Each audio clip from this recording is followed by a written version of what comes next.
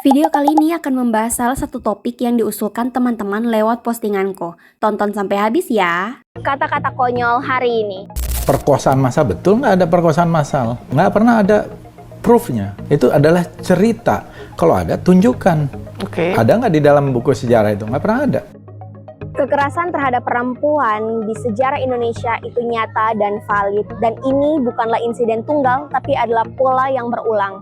Di era awal dan akhir Orde Baru, ada perempuan-perempuan yang diliputi dengan kekerasan, penyiksaan, pemerkosaan, pemfitnahan, dan propaganda.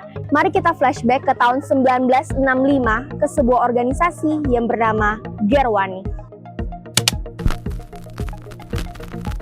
Gerwani atau Gerakan Wanita Indonesia berdiri di Semarang pada tahun 1950 dan menjadi organisasi perempuan terbesar di Indonesia kala itu dengan 3 juta anggota. Mereka memperjuangkan hak-hak perempuan dan memberikan edukasi tentang pencegahan buta huruf, pelarangan pernikahan dini, edukasi tentang kesehatan reproduksi, dan juga larangan untuk poligami. Mereka melawan para walid zaman dahulu, yaitu para tuan tanah.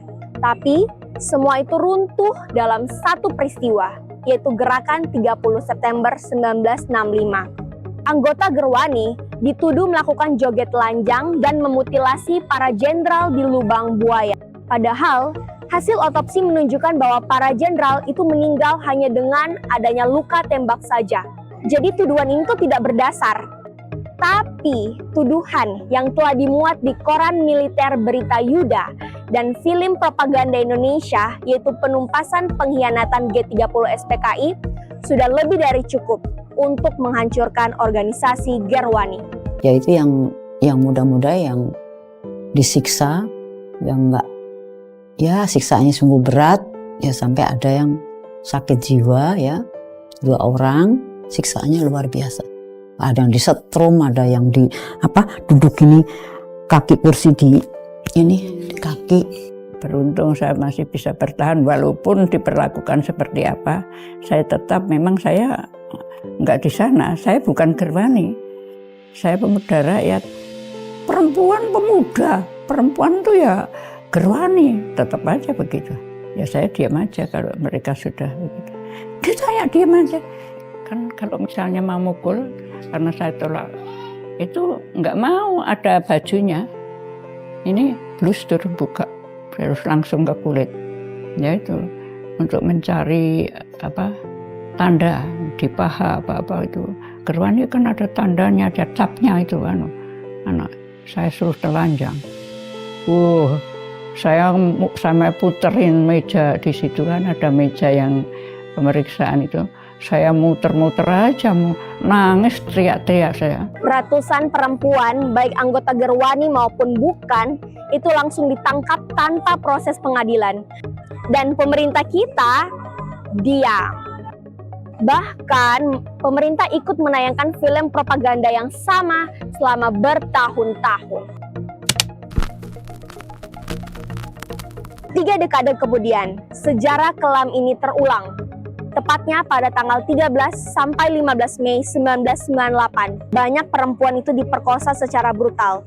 Mereka dipermalukan di depan umum, diseret dari rumah, dijadikan objek pelampiasan kebencian yang sudah dibangun oleh sentimen rasial, politik, dan budaya patriarki.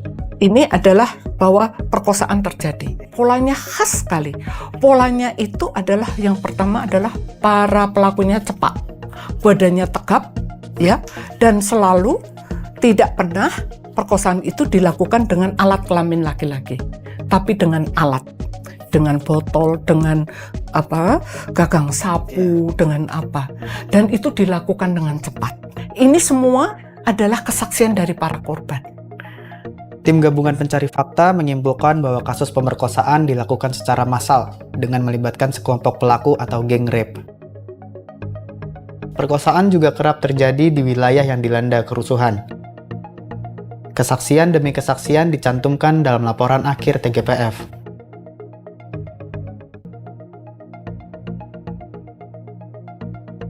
Dan kalau menurut Bapak Fadlizon yang terhormat, ini hanyalah rumor belaka, Gak mungkin Presiden Habibie harus repot-repot meminta maaf secara resmi, membentuk tim gabungan pencari fakta kerusuhan Mei 1998, serta Komnas Anti Kekerasan Terhadap Perempuan.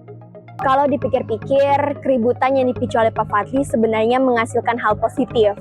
Karena kita sebagai masyarakat akhirnya diajak kembali untuk berpikir kritis dan melakukan fact check sejarah bangsa kita.